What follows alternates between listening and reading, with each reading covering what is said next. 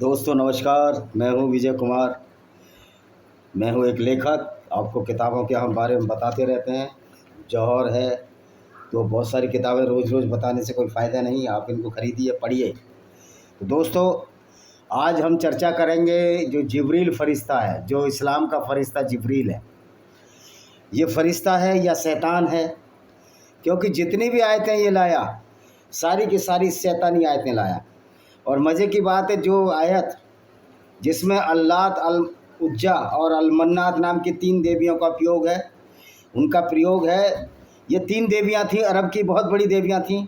एक हुब्बल इनके देवता थे जो भाईचारे का संदेश लाती थी, भाईचारा सिखाती थी। लेकिन मोहम्मद ने अपना इस्लाम चलाने के लिए बोल दिया, ये मेरा शैतान हावी हो गया था। यानी अच्छी आयतें शैतान लाता है और जो फरिश्ता है उन नकली आयतें, गुंडागर्दी वर्दी आयतें, खून खराबी की आयतें लाता है। तो इसलिए हम कहते हैं कि क्यों अल्लाह वल्लाह कुछ नहीं था, ये मोहम्मद का बनाया हुआ अल्लाह और मोहम्मद का बनाया हुआ ड्रामा है जिसको हम इस्लाम के नाम से जानते हैं।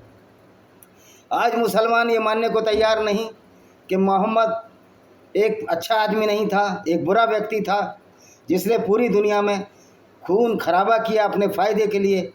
और मज़े की बात है, जिब्राइल फ़रिश्ता मोहम्मद साहब का नौकर था ऐसा लगता है, और अल्लाह भी मोहम्मद साहब का नौकर था, क्योंकि अल्लाह को और जिब्राइल को मोहम्मद ने ही बनाया था। और जिब्रील जो फ़रिश्ता है वो फ़रिश्ता तो यहूदियों की धर्म पुस्तक तोरा में है, उसको गैब्रियल का नाम है, लेकिन मोहम्मद ने चालाकी से उसको जिब्रील में बदल लिया।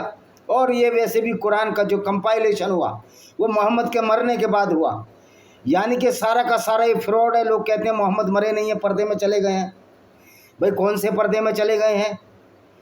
अब रिजरेक्शन होगा, मुर्दे जी उठेंगे, इस तरह की फ़िलॉसफी जो दे गया मोहम्मद, वो चोरी की उसने यहूदियों की पुस्तकों से, बाइबल से चोरी की। रिजरेक्शन शायद बाइबल में तो है, मुर्दे जी उठेंगे, लेकिन यहूदियों की धर्म पुस्तक में नहीं है। तो दोस्तों ये किस तरह का फ़रिश्ता था जो लोगों के हाथ पैर काटने के लिए आयतें भेजता था? कुरान की आयत है, आयत नंबर 33, अल मायदा चैप्टर 5 क्या कहती है? काफिरों के हाथ पैर विपरीत दिशाओं में काट दो, या उनको देश से निकाल दो, या फिर कत्ल कर दो, उनका ठिकाना जहन्नुम है। कुरान अल मायदा आयत नंबर 33। अब ये बताइए, ये जिब्रील फ़रिश्ता था या शैतान था? ये जिब्रील बेचारा ना फ़रिश्ता था ना शैतान था। इस्लाम का इससे कोई संबंध नहीं है।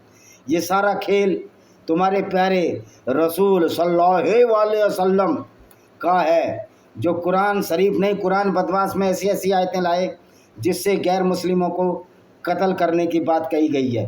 तो ये है इस्लाम का फ़लसफ़ा। क्या क्या कहता है इस्लाम और सुनाते हैं हम। 2 आयतों का तो हम करेंगे, और क्या क्या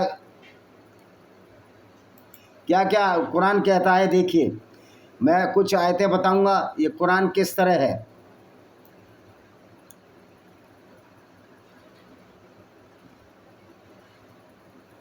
अब ये कुरान का अल्लाह जानवरों के खाने, जानवरों को मारने की भी अनुमति देता है। ये अल्लाह है या कसाई बाड़ा है? तो क्या कहता है, तुम पर मुर्दार हराम कर दिया गया है, यानी जो जानवर मरा है उसको नहीं खाना। रक्त सूअर का मांस जिस पर अल्लाह से अन्य और जिस पर अल्लाह अकबर कहना गया हो या बिस्मिल्लाह रहमान रहीम खाना, वो ने का खाना है। इसीलिए ये लोग कहते हैं कि हम हलाल खोलेंगे, यानी कि फुल टू फुल गुंडागर्दी, फुल टू फुल दुनिया से अलग रीत, ये सब चलने वाला नहीं है। इसलिए आज मैं देख रहा था, एक अरबी ने, मेरे अरबी भाई, मैं उसको सलाम करता हूँ, जिसने कुरान को फाड़ा और जला दिया। क्योंकि कुरान इस तरह की किताब है, इससे कोई अच्छी चीज़ निकलती नहीं है। हमारे यहाँ एक इंजीनियर थे मकबूल अहमद, वो कहते थे हम इस्लाम को तुम नहीं समझोगे। ओ भाई, हमने तो इस्लाम को समझ लिया कि तुम्हारा पैगंबर औरतों को लूट कर बाज़ारों में बेच देता था। मकबूल अहमद हमारे डिपार्टमेंट में, केंद्रीय भंडार निगम में, अब रिटायर होकर लखनऊ में रहते हैं। एग्जीक्यूटिव इंजीनियर का ये दिमाग देखिए किस तरह ये लोग पागल हो जाते हैं। इस्लाम के नाम पर, मोहम्मद के नाम पर एक तरह से इनका ब्रेन वॉश हो जाता है। मैंने कहा मैंने तो इस्लाम को समझ लिया कि तुम्हारा पैगंबर लूटमार करता था, तुम्हारा पैगंबर सड़ी मछली भी खाता था। जब 3 महीने तक कोई इनको माल नहीं मिला लूटने का, ये इनकी किताबों में है। तो पैगंबर ने मछली खाई, एक मछली मरी हुई किनारे पर आ गई, उसको खाने लगे। तुम्हारा मोहम्मद सफ़िया बिन हुइया के साथ जो 18 साल की लड़की थी, उसके पिता पति को मारकर 3 रात उसके साथ बलात्कार करता था। मैंने कहा हमने तो इस्लाम को समझ लिया, लेकिन बेटे तुमने इस्लाम को नहीं समझा। तो उसने मुझे व्हाट्सएप पे ब्लॉक कर दिया। तो घंटा मेरे बाबा जी का, मुझे कर दे व्हाट्सएप पे ब्लॉक, मुझे कोई फ़र्क नहीं पड़ता। आज पूरी दुनिया में इस्लाम के धज्जे पर कच्चे उड़ रहे हैं, इसी वजह से उड़ रहे हैं कि झूठ और फरेब पर टिका हुआ है। लेकिन मुसलमान नहीं समझ रहे, बाकी सारी दुनिया समझ रही है कि पैगंबर औरतों को लूट कर उनको बाज़ारों में बेच देता था। तुम्हारी किताबों में लिखा है, बनु कुरैज़ा यहूदी औरतों को, इब्ने इसाक में चैप्टर 83 अध्याय पेज नंबर 465 पर ही लिखा है कि मोहम्मद ने औरतों को बाज़ारों में बेचा, लूटा, यहूदी औरतों को उनके बदले घोड़े और हथियार खरीद लिए। तो हम तो सब समझ रहे हैं, और हमें इसलिए डर लगने लगा है मकबूल अहमद जी कि आपसे दोस्ती करने में कब आपका ईमान जाग जाए। मुझे कोई रिश्तेदारी थोड़ी करनी है, मुझे ऐसे व्यक्तियों से जो इस्लाम को मानते हो उनका कब ईमान जाग जाए।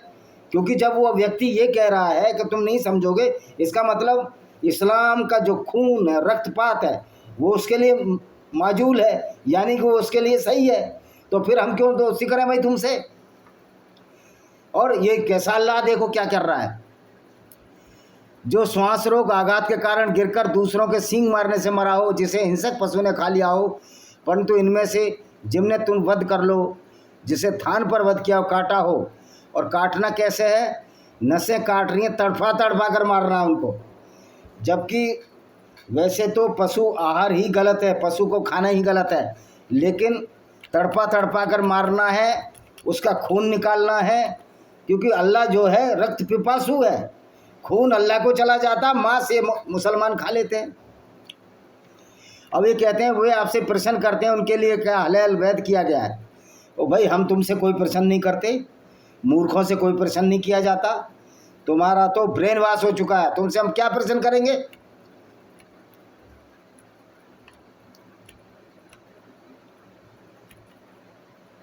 अब ये देखो, हे ईमान वालों, जब नमाज के लिए खड़े हो पहले अपने मुंह और हाथों को कोहनियों से धो लो, अपने सिरों को मसे कर लो, अपने पखनों को धो लो।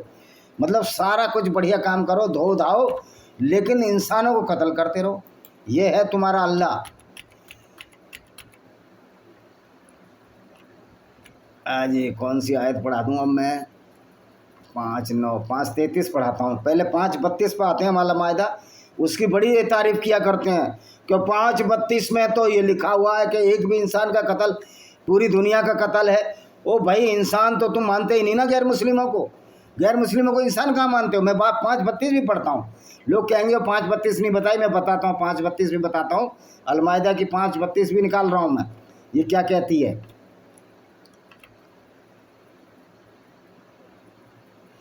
इसलिए हमने बनी इज़राइल पर लिख दिया है। बनी इज़राइल की कौम थी, वो आयत इसके लिए है, वो मुसलमानों के लिए है ही नहीं। तो बनी इज़राइल जिसने भी किसी प्राणी की हत्या की, किसी प्राणी का खून किया अथवा धरती में विद्रोह किया, तो समझो उसने पूरे मनुष्य की हत्या कर दी। ये बनी इज़राइल के लिए उपदेश है, ये मुसलमानों के लिए उपदेश नहीं है। बनी इज़राइल वो है जो इज़राइल की संतान है और इस्लाम मुसलमान नहीं है।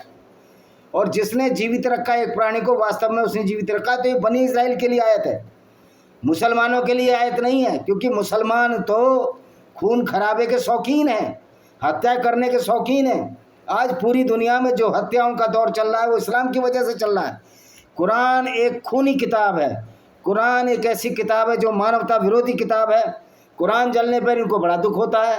इन्होंने सलमान मोहम्मद को मार दिया, ये तुम्हारी गलती थी। सलमान मोहम्मद ने कुरान जलाई और उसको मारने दिया। अगर आप इसी तरह पूरी दुनिया के गैर मुस्लिम इकट्ठा ना हुए तो आपको इसी तरह इस्लाम ले जाएगा और आपकी अग्नि आने वाली पीढ़ियों की बहू बेटियों की इज्जत इन मुसलमानी राक्षसों के हाथों, जो कि इस्लाम को सच्ची तरह से मानते, इस्लामिक आतंकवादी को आते, तार बेतार हो जाएंगी। और ये कोई तोप नहीं है। जो मोहम्मद के दांत जो अल्लाह नहीं बचा पाया, वो हिंदुओं का, ईसाई और यहूदियों का कुछ नहीं कर सकता। ये एक फैलेसी है कि मक्का के ऊपर कोई मिसाइल नहीं जा सकती, मक्का का कोई कुछ नहीं बिगड़ सकता। मक्का पर कितनी बार अटैक हुए, मक्का की मूर्तियां अब्दुल ताहिर जन्नती ले गए 22 साल, उस हजरत अस्वाद जिसको चूमते हैं उस पर लैट्रिन करता रहा, मल करता रहा। क्या बिगाड़ लिया अल्लाह ने? क्योंकि ये अल्लाह मोहम्मद का बनाया हुआ, अल्लाह काल्पनिक है और ये अल्लाह कुछ भी नहीं कर सकता। अभी देखिए क्या लिखते हैं, और जो लोग अल्लाह और उसके रसूल से युद्ध करते हैं, धरती में उपद्रव करते फिरते, उनका दंड है उनकी हत्या की जाए, उन्हें फांसी दी जाए, अथवा उनके हाथ पैर विपरीत दिशाओं में काट दिया जाए, अथवा देश निकाला जाए। अब ये बताओ, अल्लाह और उसका रसूल, रसूल तो अब मर गया, अल्लाह की गुंडागर्दी के खिलाफ युद्ध क्यों ना करें भाई? ये अल्लाह हमको कत्ल करने की बात कहता है, हमारी औरतों से बलात्कार के लिए बोलता है, इस्लाम में रैप भी जायज़ है गैर मुस्लिमों के लिए। तो ये अल्लाह है ही नहीं, युद्ध क्या करेंगे? अल्लाह ने तो, अल्लाह इतना बेबस और कमज़ोर है, वो कुछ नहीं कर सकता। अल्लाह ने तो, अल्लाह के हाथ में ही कुछ नहीं है, क्योंकि अल्लाह है ही नहीं। जब अल्लाह है ही नहीं तो ये मुसलमानों की फौज छोड़ रखी है जो गैर मुस्लिमों को कत्ल करती है। देखो, कभी गोधरा में दंगे होते हैं, कभी ब्रिटेन में दंगे होते हैं, और लोग ये सड़कों पर आ जाते हैं। तो ये क्या गैर मुस्लिमों का या देश समर्थकों का ये कर्तव्य नहीं है? पूरी दुनिया के गैर मुस्लिमों का ये कर्तव्य नहीं है कि इस्लामिक गुंडागर्दी के खिलाफ हम भी सड़कों पर आएँ? जिस तरह वो उपद्रव कर रहे हैं, हम भी उनके खिलाफ कार्रवाई करें। ये काम सरकार और पुलिस नहीं कर सकती, हमको सबको एकजुट होना पड़ेगा। तो आते हैं, देखो ये क्या कहता है। अब ये जिब्राइल जो फरिश्ता है, इस तरह की आयतें क्यों लाता था भैया? दूसरों को कत्ल गारत की आयतें क्यों लाता था? वास्तव में जिब्राइल कोई इस्लाम का फरिश्ता ही नहीं था। ये मोहम्मद ने गैब्रियल नाम के फरिश्ते को जिब्रील बना दिया, उसका अरबीकरण कर दिया। जिस तरह मोहम्मद ने पैगंबर भी चोरी कर लिए, मोहम्मद जैसे मूसा को, मोजेस को मूसा बनाया, इब्राहिम को इब्राहिम बना दिया, डैनियल को दानियल बना दिया, डेविड को दाऊद बना दिया। ये सारी की सारी मोहम्मद के बाद, मरने के बाद, ये अब्बासिद खलीफाओं ने चोरी की और एक झूठे और फ्रॉड विचारधारा को झूठे अल्लाह के नाम से एक ऐसा मजहब या एक ऐसी विचारधारा बना दी। जब इन्होंने बनाई, इनको सपने में भी विश्वास नहीं होगा कि सोशल क्रांति आएगी और लोग इस्लाम की कुरान को पढ़ लेंगे। मज़े की बात है, इन्होंने कुरान को डाउनलोड करके उस पर डाला हुआ है। अब इनके गले में हड्डी फंस गई है कुरान की। अब ये कुरान को बदल भी नहीं सकते। ये तो कहते हैं ये अल्लाह का कलाम है और अल्लाह का कलाम बदला नहीं जा सकता। लेकिन प्रूव तो करो अल्लाह है किधर। मैं कहता हूँ अल्लाह नाम की कोई चीज़ नहीं है, अल्लाह की कोई औकात नहीं। ये सब कुछ खेल मोहम्मद और उसके साथियों का है, जो मोहम्मद ने अपनी कामलिप्सा की प्राप्ति के लिए, भूख, अपनी शारीरिक भूख के लिए और लूटने के लिए लगा। और मज़े की बात है, ऐसा पैगंबर जिसको 20वां हिस्सा मिलता है। तो ये जो जिब्रील है, ये सारी आयतें मोहम्मद के लिए लाता था। क्या मोहम्मद का गुलाम था ये जिब्रील?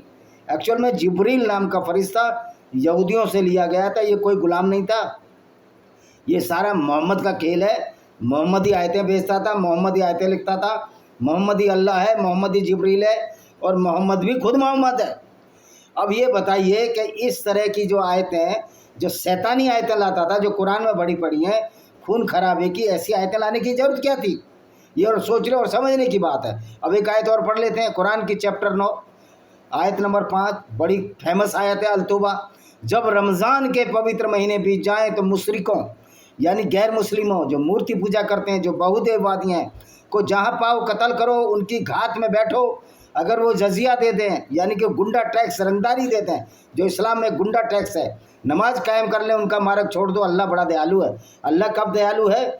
उसको अल्लाह को गुंडा टैक्स चाहिए, अल्लाह को रंगदारी चाहिए, क्योंकि अल्लाह तो उधार भी मांगता है। मैंने कल आयत पढ़ी थी, ये शायद अल-अहज़ाब में है, क्या है, जो भी है, वो उधार मांगता है कि अल्लाह के लिए जितना तुम दोगे अल्लाह उससे दुगना लौटाएगा।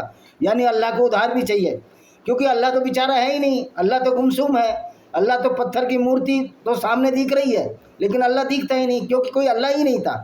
तो एक झूठे काल्पनिक अल्लाह के नाम से इस तरह की आयतें जिब्रील को गुलाम बनाकर मोहम्मद जो लाए, उससे पूरी दुनिया आज बर्बाद हो रही है। तो जिब्रील नौकर था मोहम्मद का। हाँ, जिब्रील था या नहीं, इस बात को अभी छोड़ दो। कोई फरिश्ता नाम की चीज़, कोई गैब्रियल था नहीं, इसको छोड़ दो। अगर मान भी लिया जाए गैब्रियल फरिश्ता था, तो ये तो यहूदियों के लिए तो अच्छी अच्छी आयतें लाया था। लेकिन जब इसका इस्लामीकरण हुआ, अरबीकरण हुआ, ये सारी की सारी आयतें खून खराबे की, गुंडागर्दी की, जिसको लिटरली मीनिंग में कहें कि भारतीय दंड संहिता के अनुसार जिब्रील जो आयतें लाया था, कुरान में जो आयतें लिखी हैं, उसको मानने वाले सारे दंड के भागी हैं। पूरी दुनिया का निज़ाम है। जो मैं इंटरनेशनल कोर्ट ऑफ जस्टिस से निवेदन करना चाहूँगा, आप इस कुरान पर बैन क्यों नहीं लगाते? और जो इस्लामिक राष्ट्र है जिन्होंने ऑर्गेनाइजेशन ऑफ इस्लामिक कॉरपोरेशन बना रखा है, उन पर बैन क्यों नहीं लगाते? और इस्लाम पर बैन क्यों नहीं लगाते? कम से कम नॉन मुस्लिम कंट्रियों पर कुरान और इस्लाम पर बैन लगना चाहिए। हम तो अपने तरह से लोगों को जागृत करते रहेंगे। तो आपने देखा है कि जो इज़राइल, ये जो जिब्रील फरिश्ता था, ये मोहम्मद का नौकर था।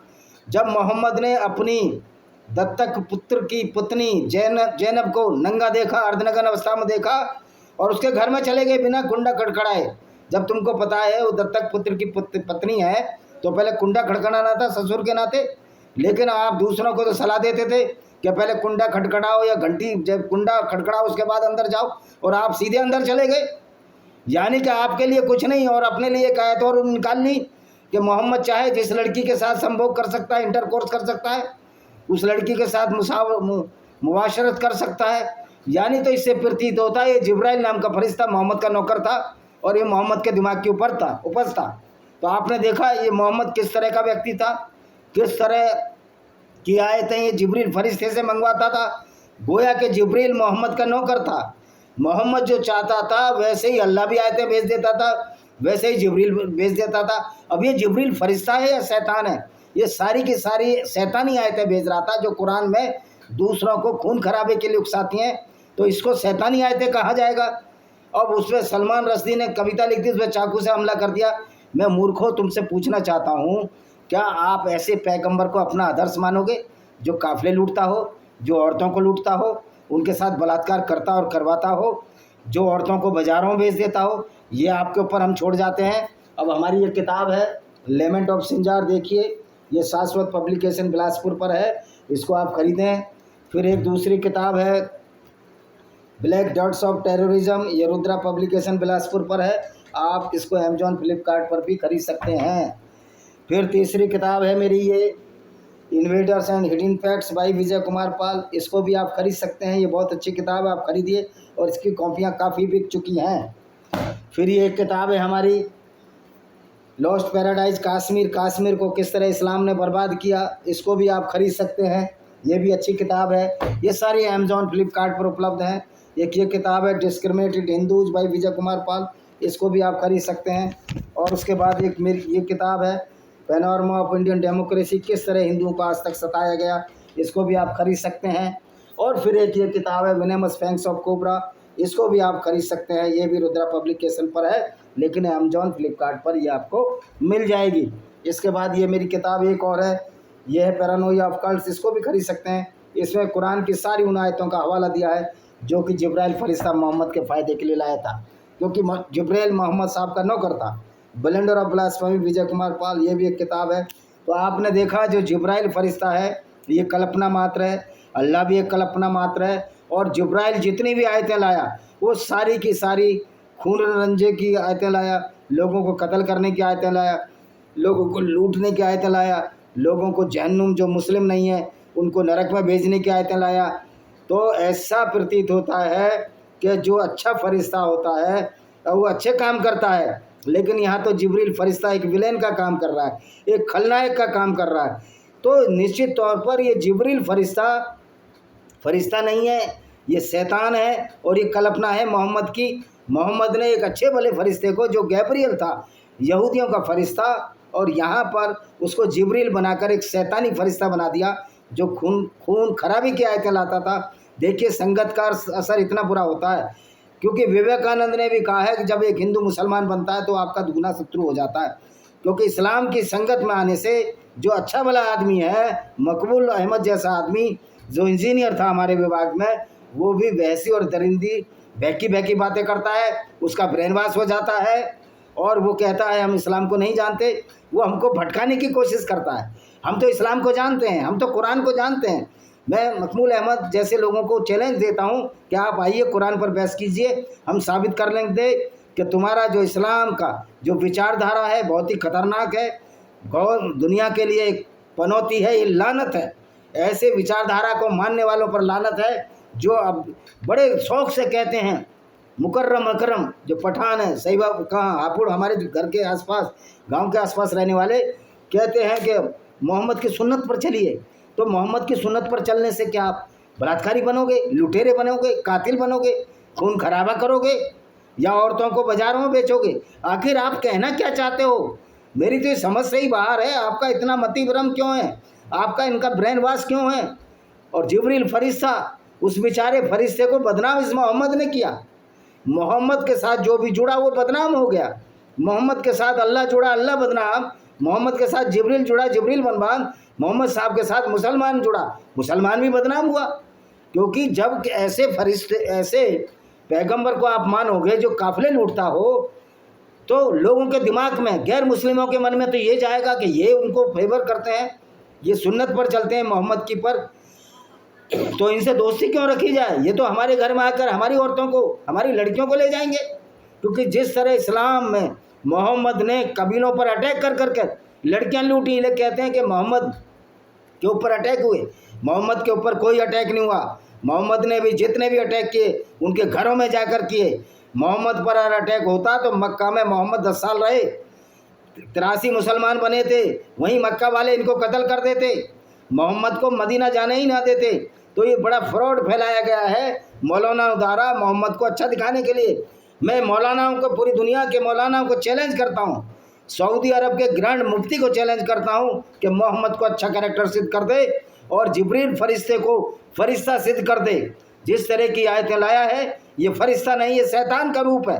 और उस बेचारे भोले वाले फरिश्ते गैब्रियल को, जो यहूदियों की धर्म पुस्तक में अच्छे उपदेश लाता था, इस्लाम का रंग चढ़कर, एक तो करेला दूजा नीम चढ़ा, वो यहाँ शैतान बन गया। जिब्रील फरिश्ते को शैतान बनाने में इस्लाम की विचारधारा का हाथ है, और अल्लाह को नौकर बनाने में एक अल्लाह जो दुनिया को बनाने वाला है, जो सबको भलाई देखता, लेकिन इस्लाम में आकर वो अल्लाह भी बिगड़ गया। वो भी गैर मुस्लिमों को कत्ल कराने लगा, गैर मुस्लिम की औरतों की इज्जत तक लुटवाने लगा।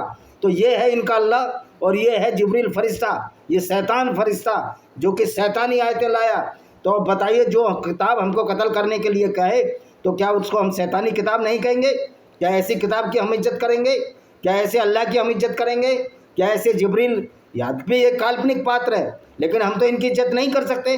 अपने कातिलों की जो इज्जत करते हैं और जो हिंदू मुस्लिम भाईचारे की बात करते हैं, मूर्खों, कुरान में लिखा है किसी गैर मुस्लिम से भाईचारा नहीं हो सकता। तो क्या ये राजनेता अल्लाह से बड़े हैं? क्या ये राजनेता मोहम्मद साहब से बड़े हैं? तो मैं, आपको समझ में आ गई होगी कि किस तरह ये झूठ परोसा गया मोहम्मद ने अपने फ़ायदे के लिए, और जिब्रील फरिश्ते को इस्लाम में शैतानी रूप दे दिया। वो सारी ऐसी आयतें लाया जो दुनिया के खून खराबा, दुनिया को कत्ल गारत के लिए आमादा हैं, आज भी आमादा हैं। आज हर जगह दंगे हो रहे हैं, गोधरा में जंदे। और जो ये कहते हैं कि हम आई लव मोहम्मद, तो मोहम्मद को लव करने वाला वही हो सकता है जो मोहम्मद की बातों को समर्थन करता हो, यानी लूट मार को समर्थन करता हो, और उसमें से 20% हिस्सा पैगंबर मोहम्मद लेते थे। दूसरों की औरतों से, गैर मुस्लिमों की औरतों से बलात्कार का संबंध करता हो, तो आई लव यू मोहम्मद वालों पर FIR बिल्कुल ठीक हुई है। जो मूर्ख ये कह रहे हैं कि आई लव मोहम्मद कह सकते हैं, एक सरदार जी भी थे। मैं मूर्ख उस सरदार से पूछना चाहता हूँ, क्या तुमने कुरान पढ़ा है? क्या तुमने इस्लाम पढ़ा है? आई लव यू मोहम्मद का मतलब है कि वो मोहम्मद की विचारधारा को समर्थन करते हैं, और मोहम्मद की विचारधारा गैर मुस्लिमों के खिलाफ है और लोगों को कत्ल गारत कराती है, गैर मुस्लिम औरतों के साथ बलात्कार के लिए उकसाती है। तो आई लव मोहम्मद करने वाले भी अपराधी हैं, क्योंकि मोहम्मद की विचारधारा खुद अपराध शास्त्र है। कुरान एक क्रिमिनोलॉजी की किताब है। सड़कों पर उतरो तो गैर मुस्लिम भी सड़कों पर उतरेंगे। अब वो ज़माना आ गया है कि हम विचारधारा से लड़ने के लिए तैयार है। तो दोस्तों, आपको कमर कसनी होगी। अगर अगली पीढ़ियों को बचाना है तो आपको इस विचारधारा के खिलाफ लड़ना होगा। जिस तरह में छुआछूत, ऊंच नीच के खिलाफ आप लड़ रहे हैं, वामन में इस्लाम जी इस्लाम के खिलाफ क्यों नहीं लड़ रहे?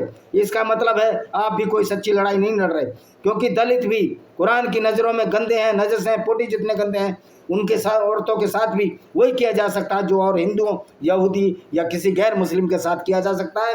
ये तुम्हारा जो पाखंड है, दलितों के लिए लड़ना लेकिन इस्लाम की आलोचना न करना, यद्यपि बाबा भीमराव अम्बेडकर साहब ने इस्लाम के बारे में सही सही कह दिया कि ये विचारधारा तो बहुत खतरनाक है, पूरी दुनिया के लिए खतरनाक है। इसलिए अम्बेडकर साहब चाहते थे कि सारे मुसलमान यहाँ से जाएं और सारे हिंदू पाकिस्तान से इधर आएँ। लेकिन अब एक अच्छी संदेश ये है कि हमारे मुस्लिम भाई मोहम्मद की असलियत को छोड़कर, मोहम्मद की असलियत को जानकर इस्लाम छोड़ रहे हैं, और मानवता की ओर लौट रहे हैं। और एक अरबी ने कल ही एक कुरान जलाई है, मैं उनके लिए तहे दिल से धन्यवाद देता हूँ कि मानवता की रक्षा के लिए एक बहुत बड़ा कदम है जो कुरान जलाकर ये संदेश दिया है कि इस कुरान को अब हम मानने वाले नहीं है। और ये जबरील जो फरिश्ता है, ये शैतानी फरिश्ते में इस्लाम ने बदल दिया। ये इस्लाम की खूबी है, जो इस्लाम के रंग में रंगा, जो बहुत अच्छा आदमी था, सामाजिक प्राणी था, वो वैसी और दरिंदा, कातिल, खूनी, बलात्कारी सब कुछ हो जाता है। इसी के साथ हम इस वीडियो को विराम देते हैं। वंदे मातरम, जय हिंद, आपका दिन शुभ हो।